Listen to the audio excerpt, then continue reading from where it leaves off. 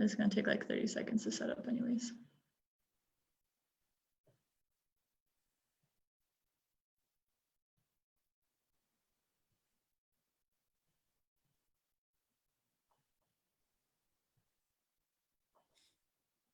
You're live right now on Facebook?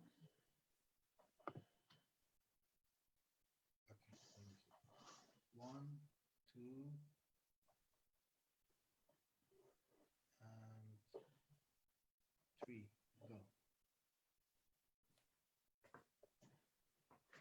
Assalamu alaikum, Khosh Ahmedin.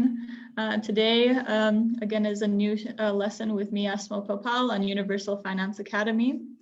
Again, let me share my contact information if you ever need my help or just would like to comment and let me know how things are going financially for you. So again, my email is universalfinanceacademy@gmail.com, and my Facebook page is Universal Finance Academy. I also have an Instagram now, which I'll share next time, but it's under the same name, Universal Finance Academy, if you'd like to add me on Instagram as well.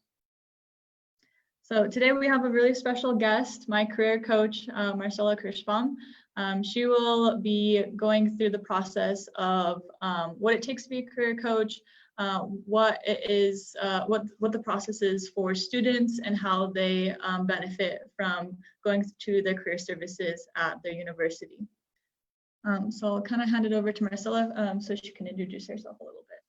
Assalamu alaikum. My name, as I said, my name is Marcella. I work for the David Eccles School of Business, where I am a career coach with Business Career Services, and that is how I met Asma, actually. She's one of my students. I work specifically with management and entrepreneurship and business administration majors, but I can coach anyone in any major. The principles are the same.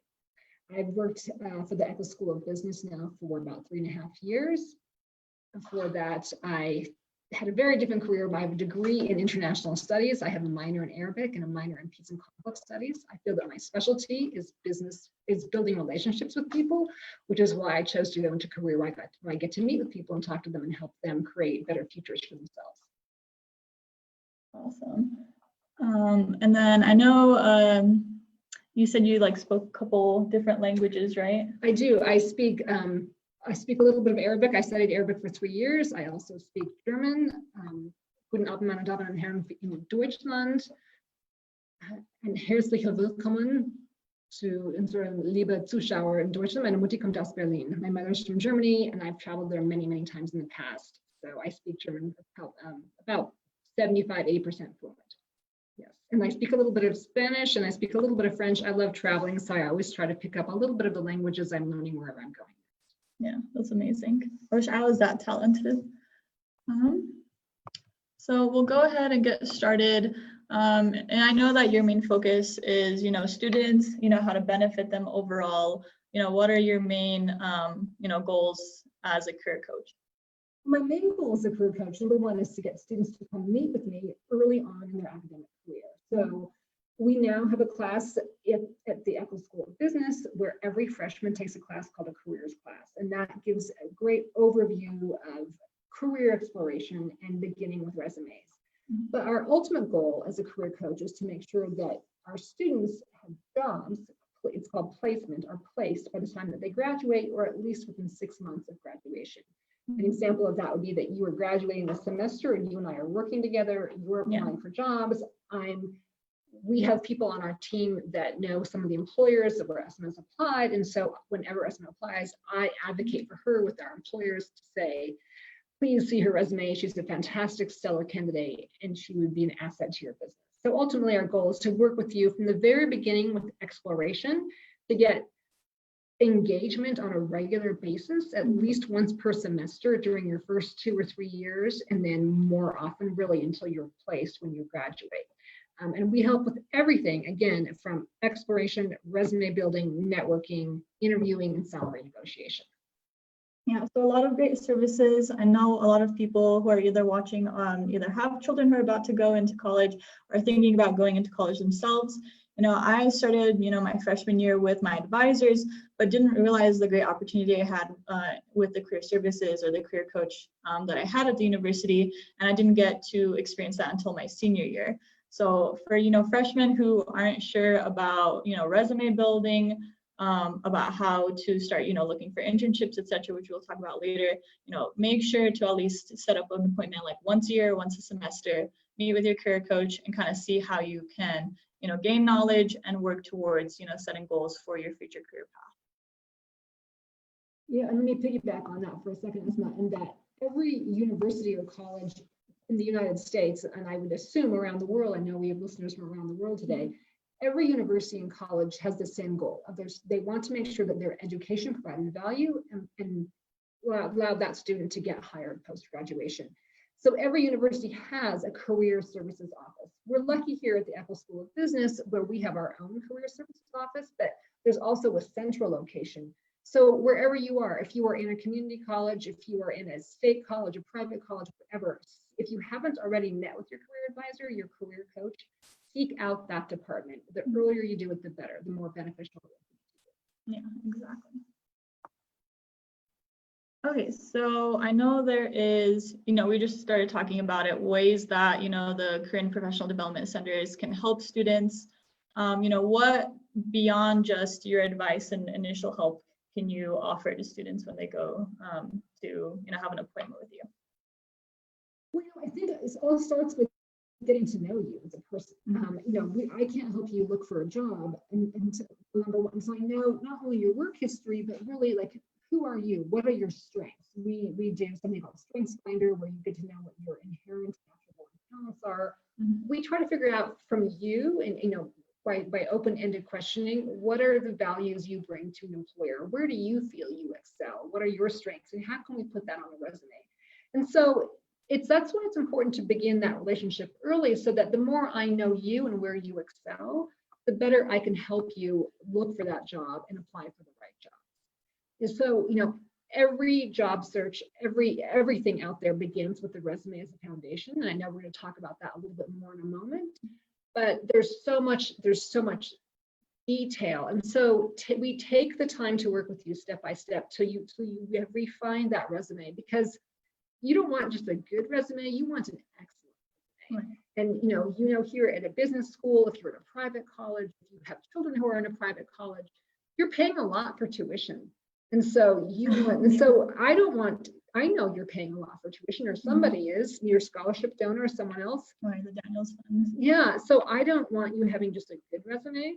I want you having an excellent resume. And the more I know you, the more I can help showcase your talents in the written form on your resume. So, I would say the relationship building is what you get in addition to, that's the personal piece that you get with all of the other pieces that the professional pieces would provide. Yeah, exactly. Just as you're saying, resume building obviously is the number one thing that career coaches focus on. Later on, helping with internships, which we'll talk about later. I was really lucky to get some amazing ones. Helping with networking, building up your LinkedIn, potentially getting to meet professionals within either your educational realm as well as in your professional realm where you could shadow, for instance. And I know that, for example, here at the University of Utah, we do a lot of job fairs, we do a lot of interview preparations. So those are all resources that usually your career development centers provide. And that, again, that personal, connection you can create with your career coach is a great resource to hopefully build, your resume and your skill set, and just to find yourself before you have to actually go out into that, scary field of job hunting and etc. Yeah, and informational interviews, as we touched on that's so important, whether you're in an internship or you've just gone through a job fair. We really help you. I have questions I can provide to you for this is what you want to ask in an informational interview. Everyone knows right now that because of COVID, the labor market around the world, the global economy has changed. The labor market is very different. It's very tight. There's a lot of applicants for every job. And so networking is so important. So we really work with you on how to network, which is just it's just another word of saying relationship building. So that's something else you get personal from us is guided questions for to ask during an informational interview, and how to reach out to people, how to connect on LinkedIn. There's so much to it. Yeah, exactly. So we'll just go straight into, what it takes to, build a resume basically. And Marcella has helped me shape mine so that it is very direct, shows my personality, and gives, very specific reasons as to why I was very successful at my previous jobs and why I would be a good candidate for the job that I would be applying or I'm currently applying for. So I know, why is a resume so important? What should we include in a resume? And how do we make ourselves stand out, basically? Oh, excellent question. So a resume is important because the purpose of a resume is for you to land an interview. So also most resumes these days, if you're applying for jobs here in college, we use a platform called Handshake, there's Indeed, Glassdoor, LinkedIn, there's so many ways to do it. But most of the time when you're applying for a position, it is not seen by a human for the first screening. It's going through something called ATS software, applicant tracking software. And so that applicant tracking software is scanning for keywords.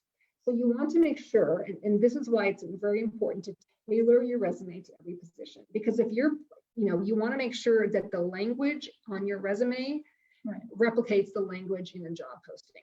So that's number one, is really the ultimate purpose of your resume is to land an interview, and everything else is a step beyond there. A resume is not a listing of your tasks and responsibilities. That's what a job posting is. A resume is a listing of your accomplishments and your achievements, and there's a pattern and a technique to writing that. And also a lot of people, especially the first time, sometimes women come to me, women have, tend to be very creative sometimes, and so they come to me with a really creative resume, a lot of graphics and color, and it looks beautiful, but it doesn't work. It doesn't get through applicant tracking software. Applicant tracking software, ATS, doesn't recognize graphics, and it usually doesn't recognize color. So I always hate breaking it down to students. You're gonna have to go with the boring looking resume, but that is what is effective. So there's a process. If you're graduating from college, you obviously always start with your education, your honors, your scholarships. Then from there you go on to, and I think you have a couple of examples. You go on to experience, and then service leadership, volunteer work, and then we add a little section for activities and interests as well that brings some personality to it. There's a very specific way of writing a resume. You don't write in first person, and you eliminate a lot of words like a and the, and that's why you work with a career coach, so we can strip out that word, because you want to be able to communicate your accomplishments with brevity and succinct, and highlight and showcase the accomplishments that you've made. So, I mean, that's a lot of explanation for the purpose of a resume and what a resume does. There's obviously, it's not just a one-time pass through. I workshop it and work with students for a long time, but the purpose of your resume is to showcase yourself at your best, the value you bring to a company, what you've accomplished, and to land an interview. Right. I don't know, did I say too much, Asma? What would you say about that? I think that's perfect, in all honesty. When I first had my meeting with Marcella, I wasn't sure about what experience or what knowledge I would receive from her, but she started at the basics. She asked me, what are my goals for the future? What am I currently doing to, complete my education? And then we took a look at my resume, and we tried to make sure that what I was saying to her was also being represented on my resume itself. So for a lot of high schoolers who are trying to apply for scholarships, for a lot of freshmen or sophomores in university who are trying to apply for internships, and for those of us who are hopefully graduating and hopefully will find a job in this current market, we inshallah, we all need to just refocus on what exactly, like how she was saying, keep it brave, keep it very succinct. Make sure that you are pinpointing your strengths, make sure you're showing why you are someone who should get that position or get that internship or get into that university instead of someone else. If you're, if that employer, that university doesn't see your potential or what makes you special, then they're just going to overlook you like they look, over, hundreds of thousands of resumes every year. So I'll actually go ahead and kind of share the resume that we're going to start with the accomplished statements first. I forgot. Yeah, and if you want to, do you want to share it first and come back? No, I think this is great because this makes more sense. So for some of you, the term accomplishment statements might be a new term. And so again, this is really what separates, a lesser resume from a very good resume. Again, sometimes people, especially college students who are looking for maybe their first job or their first internship, you just don't know. You tend to write down what you did in your job. What were the tasks and responsibilities that you did? And that is really just a list. It's just a list, actually. And that's what a job posting is. So what an accomplishment statement does is it takes what you've done and it answers the question, why did you do it? And it highlights how effective you are at your work. So you can see here from this slide, an accomplishment statement answers the question, what did you do and why did you do it? And it's important to write every single bullet point under your relevant experience, your professional experience in this format. I can't stress this enough. There's no exceptions. And you always do it by starting with an action verb, story details, and then what was the impact or benefit of what you have done. Now that impact or benefit might not be positive, but everything you've done has an impact. Even, if you've been a server at a restaurant the whole time you've been in college, you've been an excellent server to provide excellent customer service to gain repeat customers at the restaurant. So just think about, sometimes I used to work with high school students, and some of them were working as the janitors in their school. And they would say, well, how do I frame this as an accomplishment? I said, you're not a janitor, you're not just sweeping. You're doing this for the health and safety of everyone who enters the building. Yeah. So start thinking almost reverse. Why did you do what you did? And a good career coach will ask you, I think even you and I talked about this when you first came in, you'd written some statements. And I said, okay, tell me about this. Tell me why you did this. And the important thing, the details, action, verb, details, impact, those details, that's where you provide the scope of your work. How many, how much, what percentage, that sort of thing. So, so that's what's so important is you want to provide weight also. So, let's say if you're working in a restaurant, I served many patrons per night. How many tables did you turn per night? How fast was it? So anything that you can create quantity or you can quantify is really important to get in that accomplishment statement.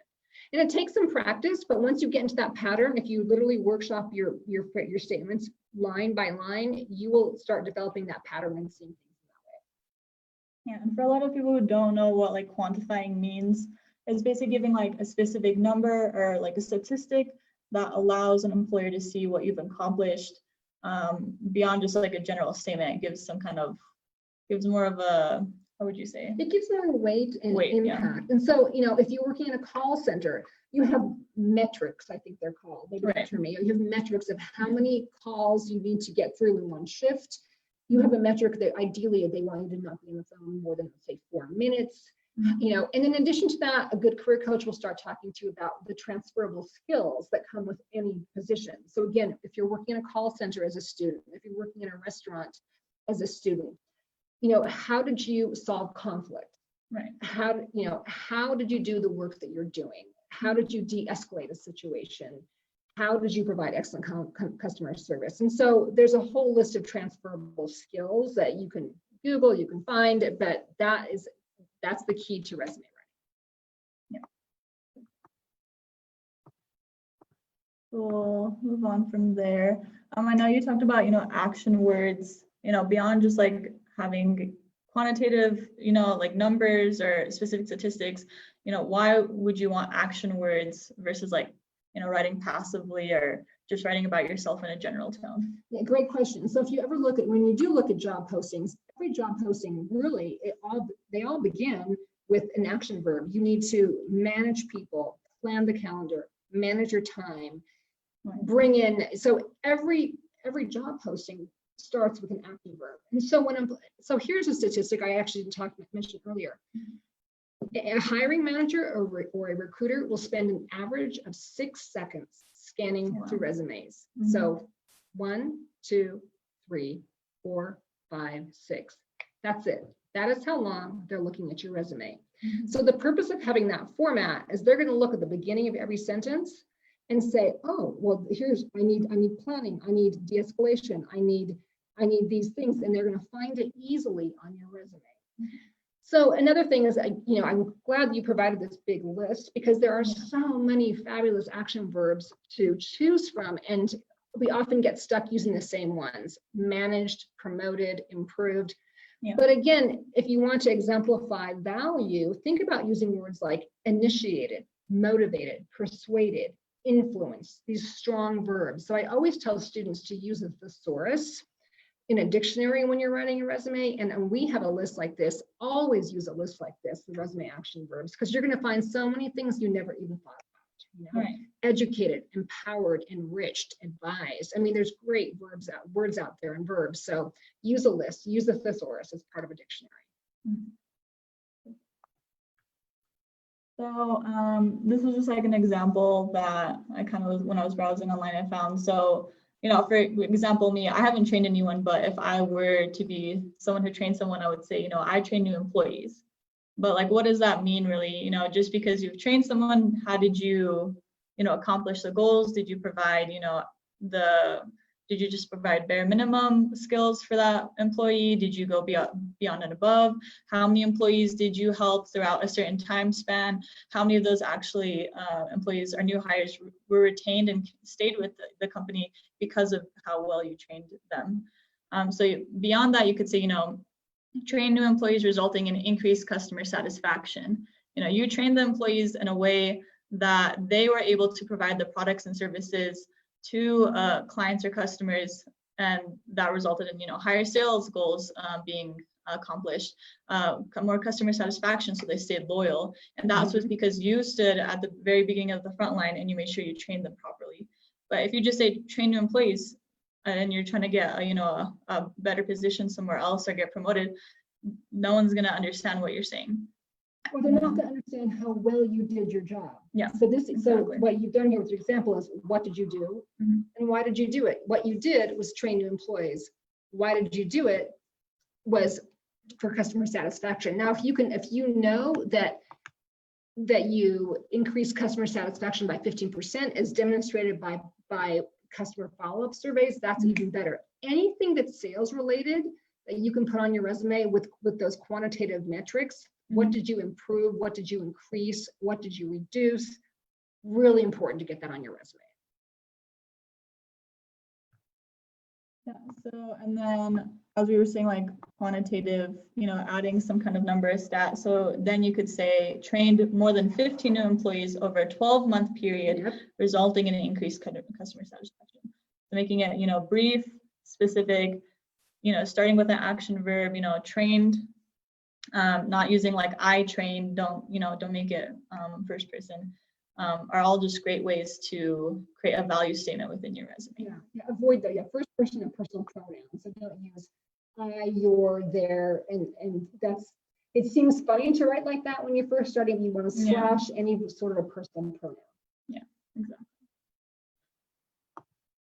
And I want to also qualify by saying that I am only speaking from my experience writing resumes in the United States. So I know that we have viewers from around the world, and some of those rules will be different for you. And I know in Europe, it's very different with what's on a resume. So make sure, again, that you're connecting with a career coach in the country in which you're applying for work and living, so that you do it right. So this is best based from my personal experience in the United States. Yeah, exactly. Hopefully in the future, when we have you know, guests from around the globe, I'm going to have someone from Germany soon, someone from Australia. We can kind of go more in depth on how they do things in the future. So right now we will go ahead and look at my resumes, and then we'll compare what I had from like early 2019 to current for 2020. So I'll kind of open them. You had a good resume to begin with, actually. We just, I would say, tightened it up. It went from good to great, I'd say. Yeah, and all thanks to Marcella. I don't know what I would have done without her. Yeah, I had a really good person to work with.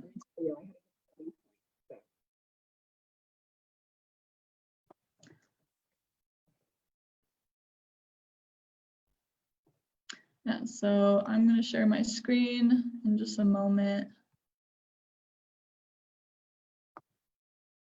And well, as I'm doing that, let me just say that your resume is a dynamic document, and it's always a kind of a living document, and that it will always be changing with every role you have. It will be changing, but again, as you apply for different positions, you're always wanting to tailor that for the keywords that are in that job posting. So keep that in mind as well. You know, and if you've been working for 10 years or less, you really want to keep your resume to one page, ideally, depending on your industry. But really, you should be able to write it briefly and succinctly if you've been working for 10 years or less of work history. Okay, there we go.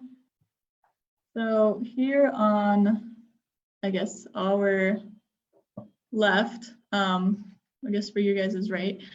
We have my old resume here. So we'll kind of scroll through it. At the beginning, you know, you should have your full legal name.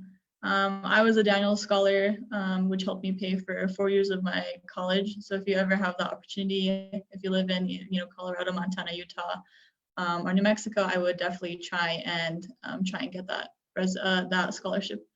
And then, you know, you include your contact information and your location, so employers know if you're nearby or if you're, you know, far away. And then we got rid of this, but I initially had an objective because when I was just Googling examples, a lot of them had objectives. And just because, you know, on Google it shows you something that seems proper doesn't necessarily mean it's the proper thing, from what I learned from Marcella.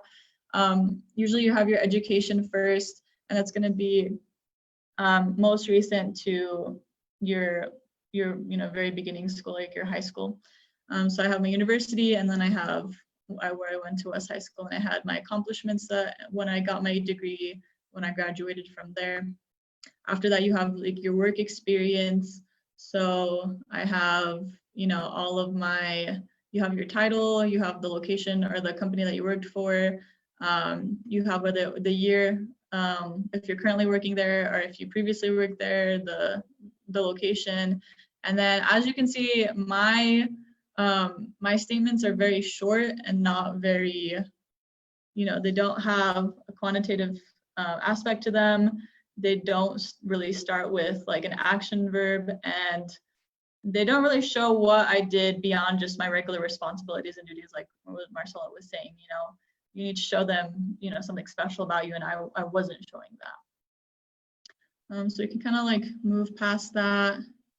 And then I didn't really realize that I should have, because I'm doing 2 majors, I'm doing, you know, biology and I'm doing the business. I didn't realize that I should have separated them. And Marcella made me realize, like, depending on the position you're applying to, you should have only relevant information that would be useful for the employer when looking at your resume. They don't want to see everything you've done. They want to see the exact roles that you have gained skills and knowledge that would make you the perfect candidate for that specific job position. Relevant is the key word. Yeah. Meaning, you know, related to where you are applying.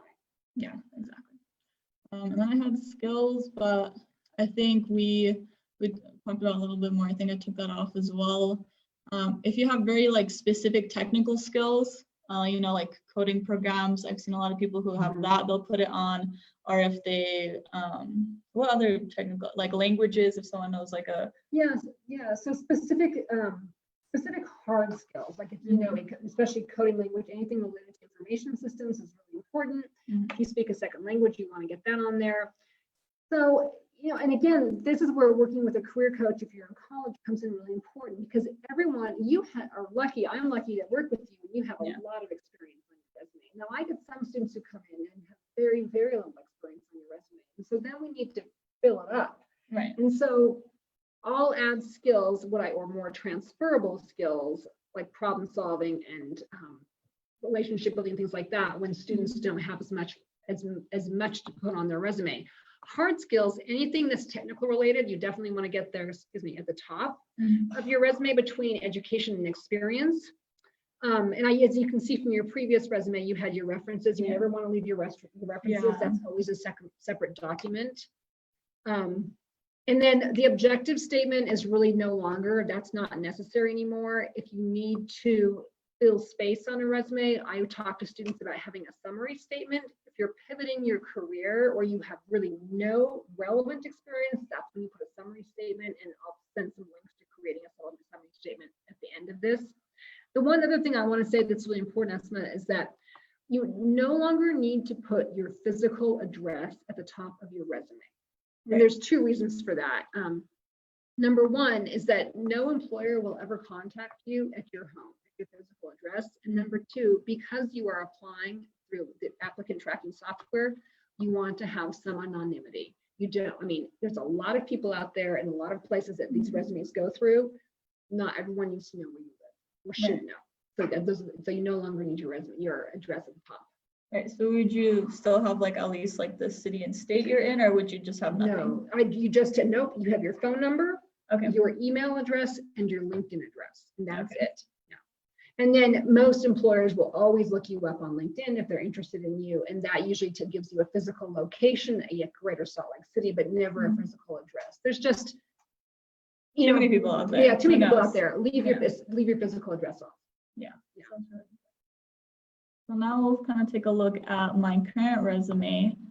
So we can kind of showcase that. So as you can see, I've cleared up the top a little bit. I just have my name. I still keep the Daniels Scholars because I really appreciate them, and I want to show my employers that I was able to receive that scholarship for right now. And it's an incredible scholarship that is highly selective, so you should be showcasing that. Absolutely.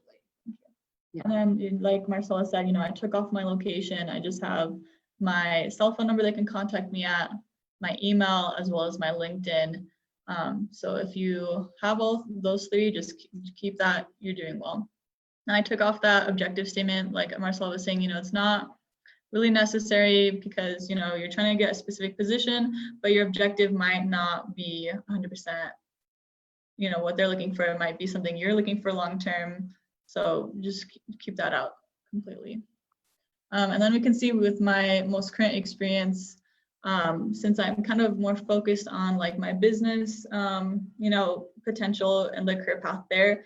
And, in the future, I want to look into biology, especially like in research or working for, medical supply teams, etc., but more on the business aspect. I might incorporate some of my biology, like research classes, etc. But for now, trying to hone in my finance skills, looking for positions in that specific area. I only have business related positions. And we can kind of go through it. Like Marcella, thankfully, always looks at my resume every time I add a new job. And she's very patient. She's really wonderful. So, really get to know your career coach, because when you do, you create connection that goes beyond just, someone helping you out because they're paid to do it. They're really there to help you. And one of the benefits of this relationship of a career coach and student and knowing each other is I know what your skills are. I know that you're looking for work in finance. And so when a job comes through, I'm always getting emails from LinkedIn or from Handshake. And when a job comes through, I think you're qualified for, I can just email it to you. We did that tonight, in fact. Yeah, exactly. And so when on LinkedIn also, when you and your career coach are both on LinkedIn, if jobs come through there that I think, I know I have a student who'll be really good at this, I can really quickly send it to you. And so that's why the relationship building key, that's what you get from a career coach. Yeah, exactly. So we'll go ahead and kind of share the value statements that I was able to complete. Make sure I shared that correctly. And I also want to let our viewers know that, if you're looking at this and you're thinking, oh my word, my resume doesn't look anything like this, that's great. That's what keeps me in business. And this is what I tell my students, because students will meet me for the first time, and most students don't have a resume like this. And so I'm really direct, and I say, okay, this is what we need to change. And I ask them, and sometimes students feel like, oh, I'm so sorry, my resume wasn't good. I'm like, no. Your resume is exactly where it should be at this point in your career. That's why you have a career coach. That's why I have a job, because I like doing this and I'm good at it. We all stay in our lane. So don't ever get down on yourself if it's not what if you're getting that constructive feedback on your resume. It's designed to help make you better. Exactly. So we can take, my current job at Hearsay Systems. Again, I have the company name, the location it's at. I started, in June, and I'm currently working there. I have my position as a customer advocate. And then I go on, and usually I think you said around 2 to 3 bullet points is enough. Yeah. So it doesn't have to list every single thing you do. You're highlighting what you're most proud of. This, the value where you think those bullet points bring the most value to your next employer. It's always your resume is always geared towards your next step. Yeah. Yeah, so I think like, for example, that very first one where it says contact 500,000 agents on behalf of clients to guide through the process of utilizing dynamic campaigns for social media accounts, and to also state in the company's compliance policies. Originally, I think I just had it as like contact a list of company contacts to help with social media accounts, and that was it. But obviously, like this one is very specific. It shows how many agents I usually help on like a weekly basis, and then what exactly I did to provide services with enhancing their social media presence by using those dynamic campaigns, and then making sure that I pointed out that specifically I'm doing this to make sure that these agents or these employees are staying within their company's compliance. Yeah. And then you can see down below, you have your volunteer and other, and I feel like I should have told you to change that. So I like the term service leadership, but Bahar TV, like that's an activity. And so that, in fact, you could even, so here's another thing that's key for a resume. Everything that goes under experience doesn't have to all be paid. So this is a great experience. And I would use a strong action verb like spearheaded Informational Finance Academy. Those strong action verbs that demonstrate your initiative and your motivation. So that can even go, if you wanted to, you have the option with anything that's volunteer. It's all about skill building. So even if you did a lot of volunteer work, you can put that under your actual relevant experience if you don't have anything else to choose from. So, and there's a lot of ways to frame that volunteer. You can, again, service leadership, volunteer, community engagement. Be creative with that title. Yeah, exactly. And as I shared again, you can see, I got rid of my references at the bottom. Instead, I keep them as a separate Google document, and I update them regularly. I usually have about 3 to 6, both from my educational sphere, as well as my my managers or coworkers that I really got to have a very connected relationship with, and they really saw how well I did in my positions. So I kept those contacts, and I always update them, make sure I have their current email, phone number, location if needed. So that way you can always you have someone ahead of time. You don't need to rush finding people's locations and phone numbers. So just make sure to have a separate like Google Doc or whatever you use to keep those references. And you only submit your references upon request. So you don't need to write on your resume available upon request. Every employer knows that, but you'll never voluntarily submit them until you've been asked to submit them. And then I guess in a way, like we got rid of the objectives at the beginning, but we did add an interest section at the very end. Why? I understand why it's very important, but why do you think people should add their interests on a resume? Yeah, and it's funny because before actually I worked in this position, I was someone who didn't add my interest on a resume. But I think when you are at this stage in your career, when you're coming out of college and looking for that first job, it can be hard to set yourself apart. And so an interest brings that personality to your resume, and it says a little bit more about you. That's something that's just unique. It also creates a conversation or creates common ground. And so the point of creating conversation is that when you walk into or zoom into your interview and someone's seen that, it's so interesting. They can ask a question to you and start a conversational tone. Your interview is going to go that much smoother. Because I feel like in an interview, you want it to be more of a conversation than this very structured environment. And that can be really hard over Zoom. We're doing all interviews over Zoom these days. Yeah. So it's just also like you want it to be something unique. A lot of students will put, I like traveling. And so I try to say, well, bring what more? Where do you like traveling? Where did you last travel? What did you like about this country? You have such a unique interest that I've never had any other student tell me what your long-term goals are. And I think that's really relevant, that people know that you have that kind of ambition and you see global opportunity. And so that's what I really like your interest is on there. But it can be anything from, I've had students tell me that, who don't have a lot of interest actually, that, well, I like to read. So I'll say, okay, what's the last book you read? We just try to bring something personal and personality to that, just to spark a conversation or some common ground. Yeah, I really appreciate the, advice Marcella gave me, and the fact that she noticed that I had something different from other students, because I always thought, I have the exact same things everyone else has, I'm not thinking uniquely, but in reality, when I heard her say that, I was like, wow, like, I do have something, I do show passion and drive that goes beyond, just my general interest. So if you can find something like that, I definitely add that onto your resume. That actually reminded me, Pia, because you recently talked about, Zoom. Right now I'm trying to find, full-time positions after I graduate. And I've noticed a lot of the interviews are just, pre-auto-generated questions and me answering the question and then someone reviewing it. I don't actually get that, in-person, face-to-face, where we can connect and kind of go beyond just my resume. We can go and, personalize and, you to see my personality beyond just some generic answer that I give. And that's so hard. I don't envy you. It's a hard platform. I think your generation is a little more comfortable with being on screen and even recording things on your own without someone on the other end. But having said that, you gotta bring it. Every time you're doing that at the platform, often it's called HireView. Every time you're doing that video one-sided interview, you smile, you act like it's the first time, and every answer you remind the employer of the value you are bringing to that position. And so when you're answering those questions, and again, this is where the mock interview comes in really handy and really important, even for a HireView, is there's a way to frame your answers where you're bringing value. You're always reminding them of what you're going to do for them, in a sense, and those they usually they're pretty short, those videos. Good lighting is important. Here at the Eccles School of Business, we have career studios you can book. Even now during COVID, you can still book a career studio with excellent lighting, great microphones. So make sure you have really good lighting.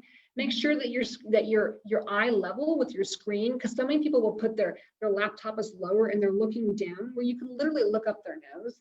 So just little things like that make such a difference, but always be smiling and have some answers. Now, here's the great thing about those videos is that you get to cheat. I have a piece of paper here you can't see. Yeah. You can have your piece of paper that reminds you of what are the things you want to bring. Take advantage of this platform right now, because when you're back in person, you don't get to bring that piece of paper with you. Right. So anything that's going to help you remember, because you get a little anxious and it is nerve-wracking. Have it behind you, have it have it here, and just know that what you want to talk with, and you can write it in big letters, So those are some things you can do, but you've just always got to act excited. Really, you have to, Yeah, exactly. I noticed when I was doing my interviews that a lot of the questions were very kind of basically worded, like they weren't very specific. So I tried my best to, create, those quantitative, very action verb-based statements so that they understood why I was applying versus just saying something generic because of the question itself. The question you received. Yeah, so like in the recent one I had, it just said, why do you want to be in this position? That was the entire question. And I was like, What you want to say is, Yeah. I want a job and I need a job. I know, I was like, I need money, but right, but you have to lead with, in doing your research on that company. So whatever it is, reflect back to them again. What was in the job posting? That Right. someone who's excited about. I forget where you replied recently. I have a list of them. I'm really excited about being a bank teller for Wells Fargo Bank. I love working with people. And I love the idea that I get to share my knowledge of finances with people when they come in, and I might be able to talk with people from all over the world. I love building relationships. I love finance, and this blends it too. Right. So again, it's that really quick, succinct, and yet you're telling them like what you're good at, and that's why you want to work there. Right. Exactly. Like because it was like a financial services kind of position, I talked about the fact that, I've already started proactively sharing knowledge towards for people, globally, and that my goal in life is, to gain as much knowledge as possible, share with other people, and help enhance their lives, especially in regards to finances, because I know how tough it can be, especially like with COVID. And that's what I wanted to represent. So I used, my experiences through my doing this right now with you guys, my, previous positions. Like I was a bank teller at QBank actually, and I talked about how, amazing it felt to give a product or service to someone and then see later on months ahead how that benefited them so much. So yeah, exactly how Marcella said it. And just, and always remind them that you're excited to be there. Yeah. Thank them for the interview. Yeah, thanks for this opportunity. I'm really excited about applying or with that employer, list the employer again, and just visit, like literally say, I'm excited about this. I like this. I have passion for this. Yeah. We have a producer over here who's giving us some sign language. I'm not sure what that sign language is, but Esma's handling that and I am. good at many Yeah. So kind of a step back, obviously applying for part-time and full-time jobs is something that a lot of people do right after graduating. But while you are in school, you do have the option of getting an internship, whether it be during the school year or over the summer, which is what I preferred. How, like, Marcella was the one who actually started my interest in internships, because I wasn't interested at all, because I had been working part-time so often. I was like, why is an internship so important? Yeah, and this is hard for a lot of students because so many students like you are working part-time already. But again, that's where it comes down to, like, what are your long-term goals? And and when I take a look at your resume, I can say, these are the skills, this is maybe your skills gap, or these are the skills you want to build upon. Right. Fortunately, in the major you're in management, you had an opportunity to serve an internship for academic credit. So whatever higher education institution you're in, talk with your academic advisor and your career coach about an opportunity to gain academic credit while you're serving an internship. As it turns out, the Daniels Fund also has an internship that you were at. I can't reiterate enough the importance of working an internship. In addition to or in place of whatever part-time work you're doing. It's often you can do it for, in the summer it's 12 weeks, during the semester it's 16 weeks, the fall and spring semester. Right. But this is where you get to gain critical professional experience with very little risk. So you can decide, like, oh, I really do like working remotely for this company, or I really don't like the office and I don't like this micromanager. So you get to learn about yourself a whole lot, you get to learn about a specific industry, and you get to gain valuable skills on your resume. And I mean, number one, it's resume building, but number two, many interns then get an opportunity or asked to stay with that company at the end. And that's super important. But the students that I work with, and particularly with the major of management, as well as anybody, it's a broad major. You're learning a lot of leadership skills, but no specific hard skills that will get you a job in accounting, let's say. That's a very specific skill set. So it's so important to have that internship to gain those professional skills. When the students come to me and they've just graduated and they only have experience working in a grocery store or at a restaurant, it's really hard to get them hired because they're just not competitive as applicants. Particularly, again, I hate saying this, you guys who are in college right now, but this is a competitive labor market. There are many people that are hiring. We have a great economy here in Utah. We're very lucky with that.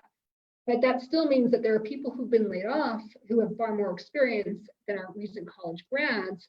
And so you have to be competitive. And if you don't have an internship, it's very difficult to get a job you want. Now, there are plenty of other places hiring. There's always a call center hiring. They have great benefits. Think about mobility, but an internship provides those crucial resume building skills. Right, exactly. I got to do 2 really great internships, and I decided to do it over the summer just because it was easier with only taking 2 classes rather than a full semester. And the employees were also more flexible, I felt like, because they obviously wanted to go on vacation and they understood it was more of a relaxed time. So that's my suggestion or tip for those who are looking into internships. So my first one was with Roots of Peace, where actually my mom was the one who got me connected with one of the directors there, with Holly Sweeten, and she was stationed in Utah, but obviously Roots of Peace is in California, and I would have never heard about it had I never gotten that connection. So networking is really important as well when trying to get an internship. And through that internship, I was able to kind of be independent. They gave me tasks, and then from there, I would have to, for example, I had to contact caterers and vendors and figure out, when they would be able to arrive, when they could set up, for instance. And then I also had to figure out, I had to get ethnographies and talk to refugees and immigrants and get their stories, create it in a presentable format to be posted around the art gallery we have here in Utah. and then the Leonard Museum, and then I also had to help with the general, just making sure everything was successful when we had our gala event, and then using social media to post that. And so I was able to have my own interdependent kind of like leadership skills. I gained the ability to communicate with people outside of just my general range of employer interaction. And then I, got to utilize the fact that, I know a lot about social media and bring attention to what I was doing, not only within like that specific sphere of people like attending the UN event, the United Nations event here in Utah, but also, beyond, with my school, with my previous friends, with family members, and then as well as nationally. You got to network. Yeah. That's what you're saying. I mean, and networking is key. And now you have this contact at Woods of Peace, and you probably can reach out to people from the UN also. I mean, what an incredible opportunity.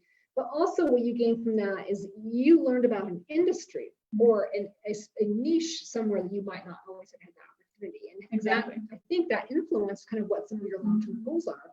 Yeah, because it was a nonprofit, yeah, and because they were working to help countries who needed to develop, be sustainable and develop their agriculture. I realized that that was something I wanted to do as well. Maybe not specifically in that industry, but at least, as a nonprofit with either in education or helping the economy and countries that are struggling are starting to grow. And then after that was this past summer, I was talking to Marcella about what I should kind of do to gain the attention of employers after I had graduated. She said, maybe do another internship, and she helped me, apply for it, updated my resume. And then she was able to vouch for me because she had that, those contacts and resources. And I was able to work at Hearsay Systems, where I was able to gain, more technical skills, I would say. I learned how to use Salesforce. I learned how to use Backstage. I was able to work with a small team, so I got to know my employer very well, my manager, as well as my coworkers. And then they decided to keep me on after that. So I stayed another semester. Exactly. Because they were, they really appreciated my hard work. And then I got to work on, ethics-based concepts as well because of the type of internship I had at the university. So I was able to go beyond just my small group team members. I got to, meet with HR and get those contacts. I got to meet with like the Manila team we had and talk to their supervisor, get to learn about his thoughts and how we can all stay united with our ethics within the corporation. And then after that, because of my like due diligence, they allowed me to work on like side projects as well, where I got to work with data collection, and now I'm working with very specific corporations that are very hands-on and need someone who is very good at, following detail. So that's kind of where I'm at the moment. You got a name brand multinational corporation on your resume. Yeah, and exactly. again, and you networked. And so again, always that's key is like you took the initiative to meet the person in the Manila team.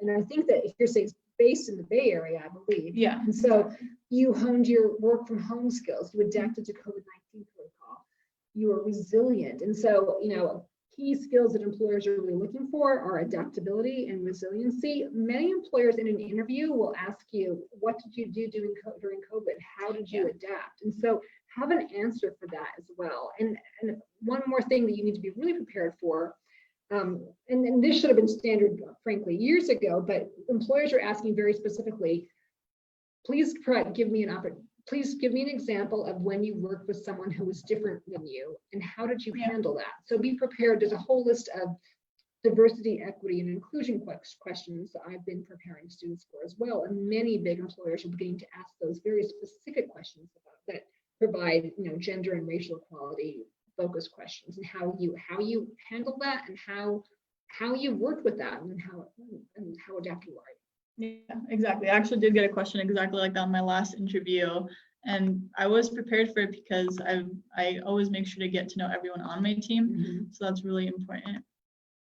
We kind of did talk about this a little bit earlier, but obviously going to career services, you can set up an appointment with them to practice interviewing ahead of time, where you bring your resume, you dress properly for an interview, and they give you, I think when I did mine, like 10th, 10th grade, I'm not in high school anymore, my junior year or my sophomore year, he asked me, what position. He asked me, give me the position, give me the company, and then tell me why you're applying. And then based on that, he created questions. Mhm. And then he would ask me those questions, and I realized right away that I was not prepared. He would ask me, what value are you providing to this company? What previous experiences do you have? How are you a team player? And I just didn't understand. I just didn't realize that I had that experience available to me. I just never had taken the time to talk about it with someone like Marcella, write it down, and really focus and hone on with my skill sets and with my strengths.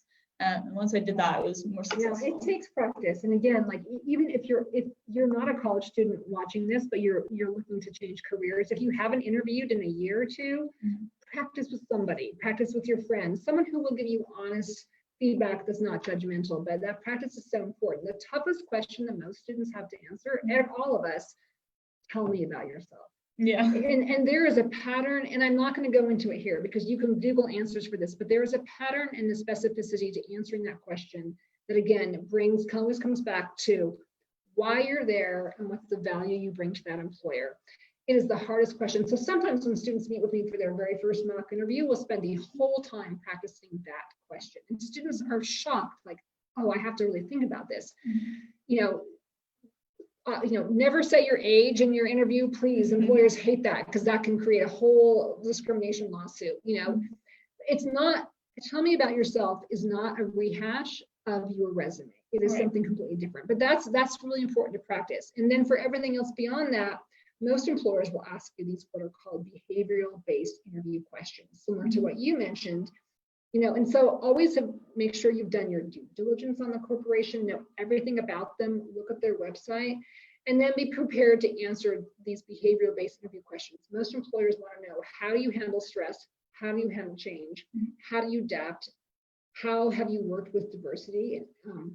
But they're looking for specific qualities and transferable skills, especially for roles that don't require a very specific hard skill, like technology.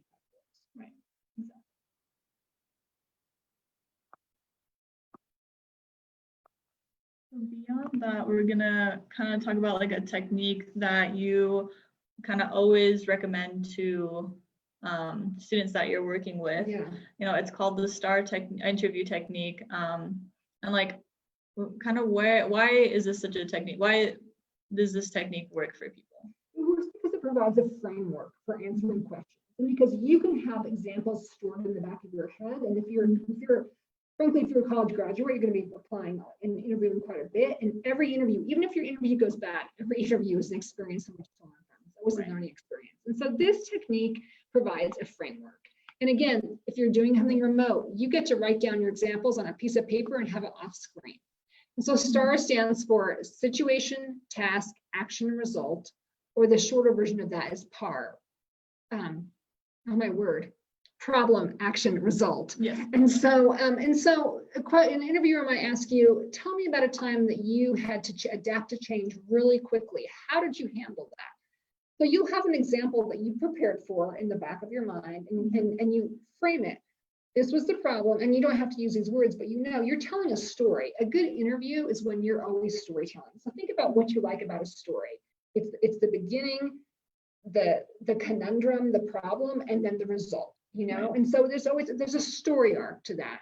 And what was the situation, the background, what were you trying to accomplish, what did you do, and what was the result of your efforts? And so just practice that. And I've had alumni come to me and say, I had no idea, and this has made all the difference. And so you just always have that framework. And if you're prepared, you have to be prepared. You'll do fine. Yeah, exactly. I noticed that too when I was interviewing. I remember exactly when I was interviewing for KeyBank, and they asked me, in my previous role when I was working at the downtown library here in Salt Lake, what did I do specifically that resulted in a goal being accomplished? And I just barely learned about the STAR technique, and I had used that, and he was really impressed because I don't think he had been expecting such a very kind of descriptive and very specific experience I don't know if his other interviews hadn't gone well or if they hadn't been very specific, but he was really impressed with that. And then it kind of broke the ice because he was like, wow, the main library, you know, I go there with my kids all the time. And then we got to personalize more, and it made the rest of the conversation and the rest of the interview so much easier. Yeah, absolutely. Yeah.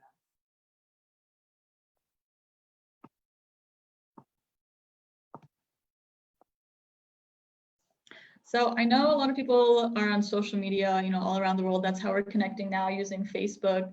But in all honesty, I really did not focus on LinkedIn until recently because I didn't understand the point of a social media that targeted, you know, business professionals.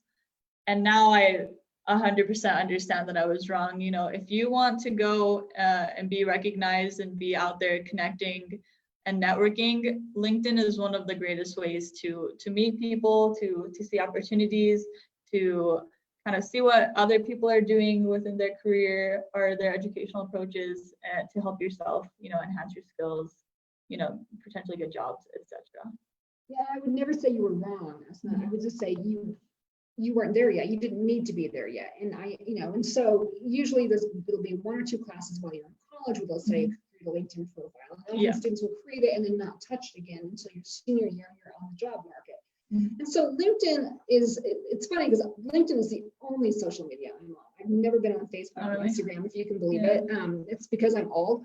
But LinkedIn is like Facebook for work. And so you don't post things that are personal. You post things where, again, you're going to get sick of me saying this, things that showcase the value and the strengths that you provide. And so like you've done a great job of posting links to this broadcast after you broadcast it. Now, if I'm an employer and recruiters are on LinkedIn. And so if you're a recruiter and you're looking for someone who is driven and motivated and has a degree from a business school, you can do a couple of searches that say, looking for students that are graduating this semester from the Echo School, and you're going to come upon Asma's profile. You know, and I'm thinking, here's someone who's actually teaching and taken upon herself to create a bilingual finance academy, who's graduating and wants to work in finance. I want someone that motivated. And you're only going to find that on LinkedIn. And so LinkedIn is a huge platform, and it takes, I mean, I, as a career coach, even, I'm still learning different things with it, but it's a great way to reach out with alumni, to network, to ask for informational interviews, especially right now when everyone's working from home. People have time to talk on the phone for 20 minutes. No one has to go anywhere. You're not driving to lunch together.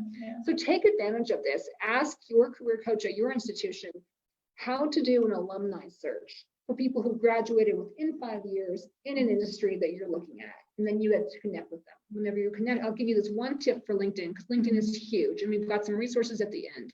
But whenever you ask someone to connect on LinkedIn, tell them why you want to connect. I won't, unless it's a student, I will not accept a connection request unless that person has told me, why do you want to connect with me? It's not just about having 500 people or more. It's, I want to have quality relationships. You know, and then you can even, like, you can search my connections. There's so much to it. It's a big platform. The more you learn and the more work you have, you'll learn how to use it better. But every employer, if they're interested in interviewing you, after I've looked at your resume, they will go to LinkedIn. So make sure you have it updated, or at least a complete profile, even if it's not as, huge, but make sure you have presence on it. Yeah, I totally agree. Like, I wish, even if I hadn't like really stepped up my LinkedIn game until senior year, I wish I had kept adding contacts that I had met throughout the years to keep those connections, because, now I kind of had to scramble and find everyone I knew from my classes, from my work, from volunteer experiences. And then once I connected with them, they would message me, they'd say, how is everything going? I saw you had, you're open for work. And I wish I had spent the time from my freshman year, keeping those connections alive. So now it doesn't feel as awkward trying to reach out to them to see what they're doing, getting those informational interviews, and potentially asking them about the current job market, etc. So that's another tip I would suggest. Keep your connections active. Even if you're not talking to them every day, see what they're up to. Like or comment on their posts. Let them know that you're still there. and that you appreciate them. Liking, commenting, tagging. I imagine it's not unlike other social media, but then when an employer goes to your profile, they can look at your activity. Right. And so the more active you are, the more there's an algorithm, of course, like there is to all social media.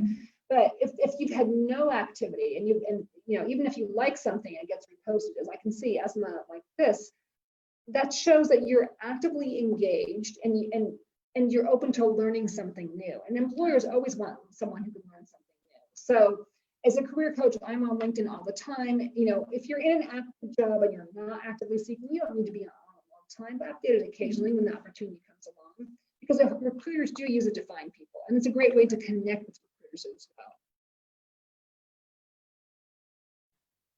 So I know we kind of talked about this a little bit, but we can kind of go through it a little bit quickly. Like, I hadn't realized this, but in regards to, you know, when a lot of people pick their university on, like, I think 3 or 4 factors.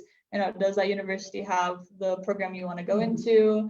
Is it within your cost range, the location, and then, you know, the job opportunities after, based on the ranking of that college or university.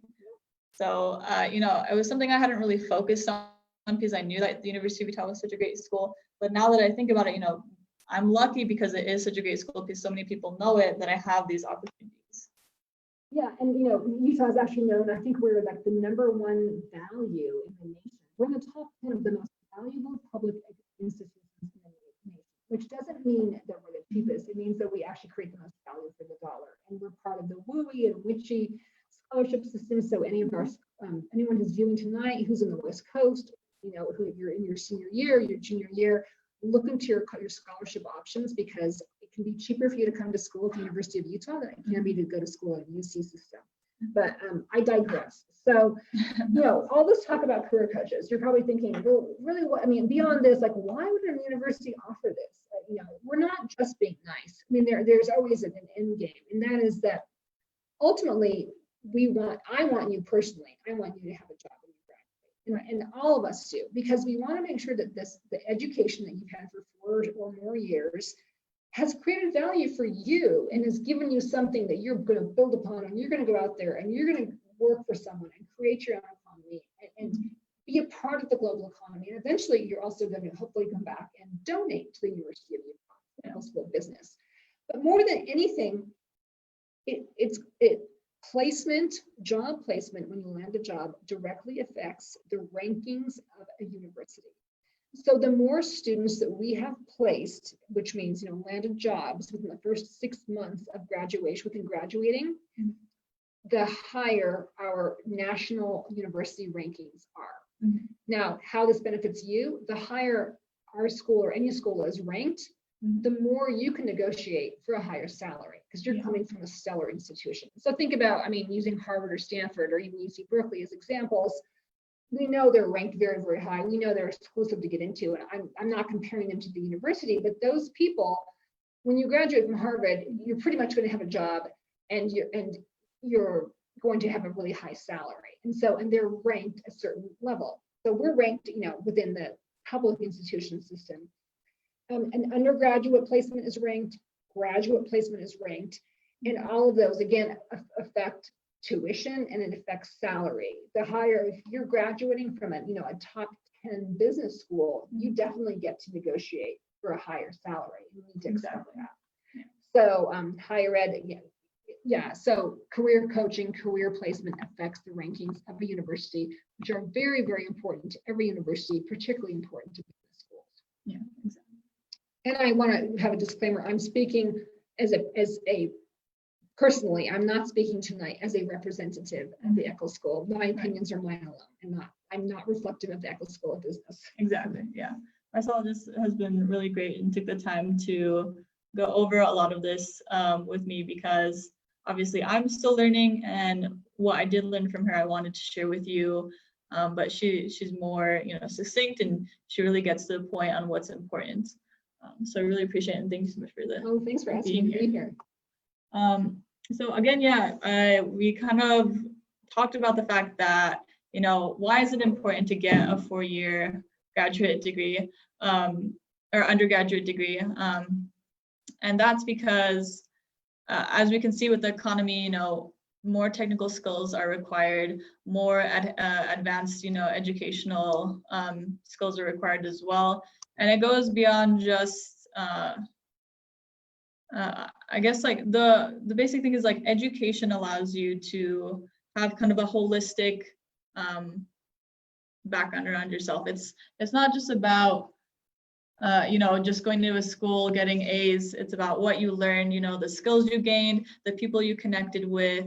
Learning how to learn. Yeah, Really, exactly. it's about learning how to learn and learning what you don't know and having an opportunity to learn more and having that growth mindset. But I think kind of what we're talking about here with the lifetime earning potential is that Yes. Most universities, or what you'll hear when you're in high school is, oh, you need to graduate in 4 years, and that's kind of this expectation. Okay, if I take 15, at the University of Utah, if I take 15 credit hours per semester, the math evens out, I'm going to graduate in 4 years. And that's not, it's right for many students. It's not right for every student. We have a very unique population at the University of Utah. We have many, many students who work full-time and go to school part-time, and they graduate in 6, 7, or 8 years. It's actually something that's also unique to the University of Utah. Right. The problem with that is that you are that 5th, 6th, especially 7th and 8th year are cutting into what's called your lifetime earning potential. Okay. So sometimes students will say, I want to work full-time so I don't have any debt when I graduate, and right. That is right for some people. It's not right for every person. But what they're not thinking of, if you're taking 3, let's say your entry-level job is going to be $50,000 after 4 years, and if you're planning on being in school for another 3 years, well, that's potentially $150,000 you're not making over your lifetime, and you add in with that raises and promotions and your 401k plan and your benefits. I mean, there's so much. So ideally, you do want to graduate in 4, and I'm going to say 5 years because I have a son who started his freshman year this year, and I know it's going to take him 5 years. And so 4 years, because you're going to start earning money faster. I mean, and that's not everything, but just something to consider, obviously. And it also depends on your program, right? I know a lot of the engineering programs here, they usually take about 5 years. Yeah, that's because it has so much more extra to it. While I know people who are in like psychology or psychiatry, it only takes them maybe 2.5 years. But the important thing is recognizing the amount of time you have to get a degree done and how much of a lost opportunity you might have if it takes you longer, getting a good job, getting a higher salary, getting benefits, starting your retirement plans. So those are all important things to factor in when planning your, either 4-year, 2-year, 5-year college degree. And I think a lot of that's even more so important if you're a non-traditional student. If you're, if you're a traditional student, you have a lot of leeway and flexibility there. How are we doing on time, Asma? I think we are okay. Yeah, I think we'll be done maybe in another 15-20 minutes. Okay. We should be good. Yeah. Okay. Yeah, thanks to all my viewers for being here with us. I really appreciate the time you took, and hopefully this has been very helpful. I know that Marcella always has great advice as well as resources, and she wanted to share some of her book and website recommendations with everyone. Yeah, absolutely. So I think you also put my LinkedIn profile on here. Is that right? Yes. Okay. I think I'll show it in just a little bit. Okay, I just can't see it well enough. So yeah, there's so much information out there about resumes and LinkedIn and everything else. There's a couple of sites I call my go-to sites that I refer students to. This site has a funny name. It's called Let's Eat Grandma, but actually it's the home of the Career Warriors podcast and great career advice. So I love this website, and if you click on this link, or if you keep a copy of this link, you'll go right to the Career Warriors podcast. What I like about the podcast is it has little 10 to 15 minute episodes of really great recent up-to-date information about job searching. And I refer students there for LinkedIn profile tips, ideas for recent graduates, anything that's new and relevant. I really like that podcast. So and the website. It's it's a funny name. It's a play on words. Let's Eat Grandma, but the actual is it's Career Warriors. The one you have below, and I'm sorry, it's my old eyes. What's it? Oh, this is a great link, Job Skills to Succeed in a Post-Coronavirus World. And this actually came out in April, so it's interesting to compare it with today. But, people are hiring here in Utah. We're lucky we have a unique economy here and a good economy, but tech skills, sales skills are really, really important. So that's a great, link to go to. As what are the skills that are going to come out on top in inshallah, in a very recent post-coronavirus world. So that's great. Forbes is a great reference point and a great website for that. I like this graphic. It's how to create a LinkedIn profile in 8 simple steps. It's an excellent graphic about your LinkedIn profile and how to have it complete. There's a lot of information out there. Right. LinkedIn itself is an excellent resource, not just for networking, but for learning. There's something called LinkedIn Learning, and you can do free courses. Didn't know that. So I have a lot of students that, management students who actually want to go into project management, but we don't really have project management as part of that management curriculum. But you can go to LinkedIn Learning and take free courses on what is project management. And so you can put that on your resume. You can get a digital certificate and it shows up on your LinkedIn profile. So LinkedIn Learning is a great resource in addition to this new site they've created called opportunity.linkedin.com. And that will tell you what, again, are the most in-demand job skills. And they're taking that from aggregate information from LinkedIn job postings. And so LinkedIn is always going to have the most up-to-date LinkedIn job skills. So if you click on that link, you're going to learn like, how do you become better at sales? How do you become better at whatever it is? Take advantage of those free resources. If you don't have the skill that's in a job posting, depending on what it is, I mean, you don't have to have every single job skill and equality in a job posting, but if you're pretty close to it, go ahead and apply. But if you don't have something and you really want to learn something else, go take advantage of these free resources, particularly through LinkedIn. Yeah, exactly. Definitely agree with that. I know you also had some books you wanted to share as Thank well. you. So, okay, thank you for reminding me of that. So regardless of your major, if you're a college student or you're the parent of a college student and you wanted your child to be a doctor or a lawyer, but instead they ended up with a degree in international studies, it's okay. It doesn't matter because there's a great book I recommend called You Majored in What? And this is great for recent college grads. It walks through all sorts of things about how to create a wandering map of your skills and the skills you've had throughout your life. It is designing your path from college to career. I highly recommend this book. It's written simply and it's fun to read. So I really recommend it again. It's You Majored in What by Catherine Brown, who comes from the field of education. So I love this. Another one, especially, this is really for women who are learning how to negotiate. One thing you need to think about is whenever you get your job offer, you always want to negotiate your job offer. Never accept the first salary they've offered you. And there's a whole science to that, and there's some ways of doing it. But women are not as good about negotiating, simply put, as men are. It's shocking, isn't it? So, and it starts with knowing what you want and knowing how to ask. I love this book. It actually changed my life. It's called Ask For It. How women can use the power of negotiation to get what they really want. Again, great examples. It gives you a worksheet on what do you want. And that doesn't just mean salary. It means, do you want paid childcare? Do you want more time off? Do you want a 40-hour? Do you want to work from home? Now we're all working from home.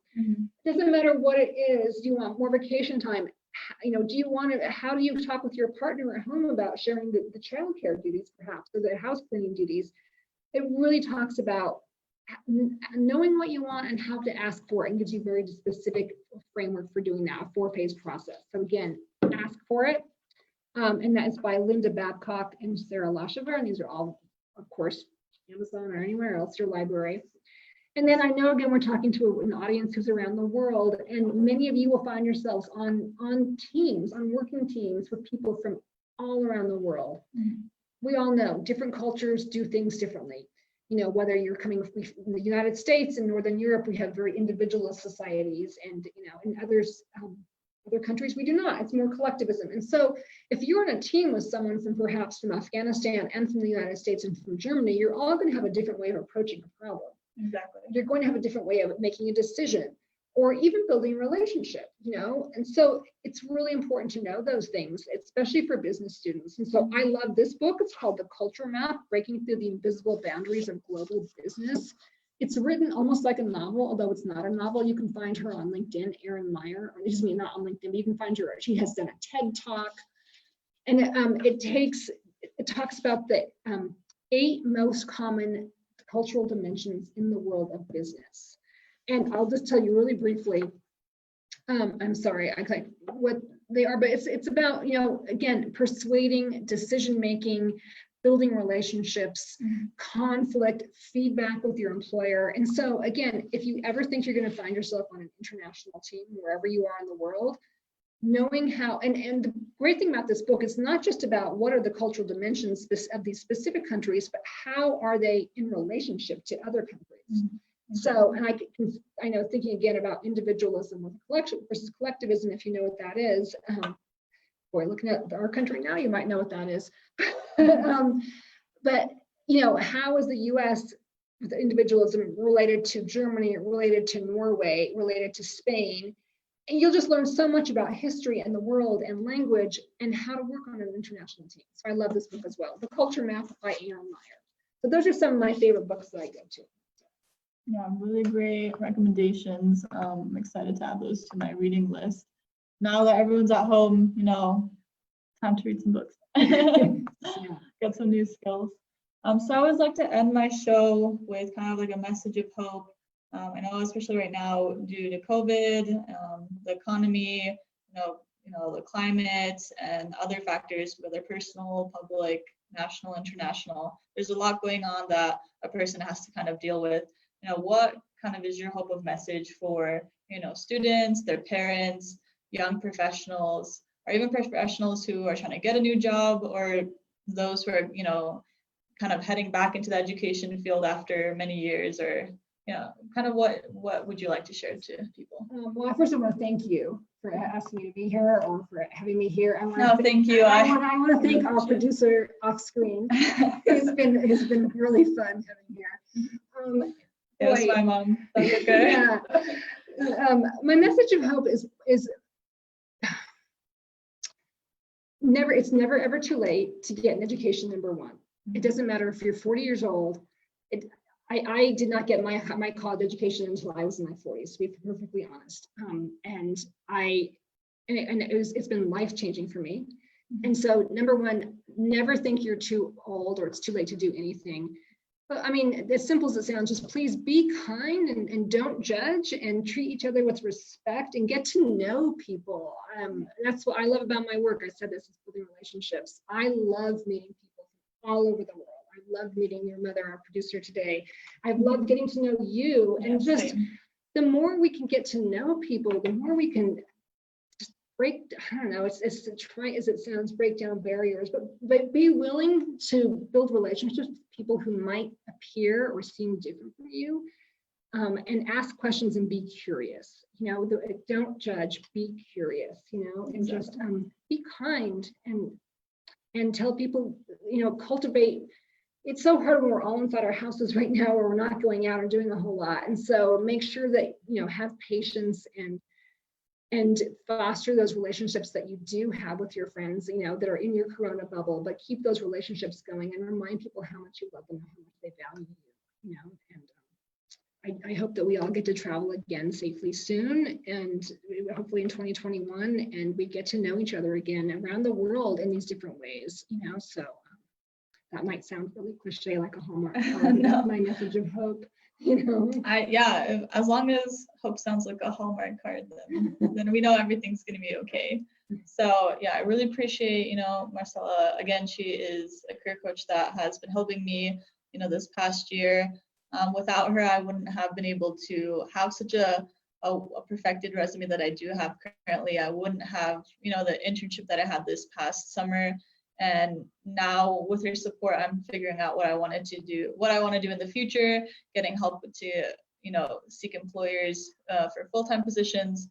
So really reach out to the resources you have on campus. We do pay a lot for tuition, or we get scholarships like the Daniels Fund. But at the same time, at the end of those 4 years, 5 years, 2 years, you want to go out into the world knowing that you have gained skills, both technically, soft skills, and Transferable skills. transferable skills. And soft skills are hard skills these days. Yeah. Transferable skills.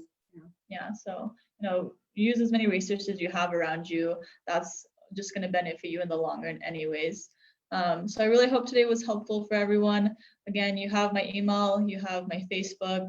Please comment down below if you have any questions, comments. If you know anyone you would like to appear on the show, or if there's specific topics that you want shared that I could teach and hopefully get people to be on my show. Again, my email is universalfinanceacademy@gmail.com. My name is Asma Popal. Again, last minute, thank you so much again, Marcella, for taking the time this evening. Khudafis, Shaba Khair. I'll see you next week. Yeah.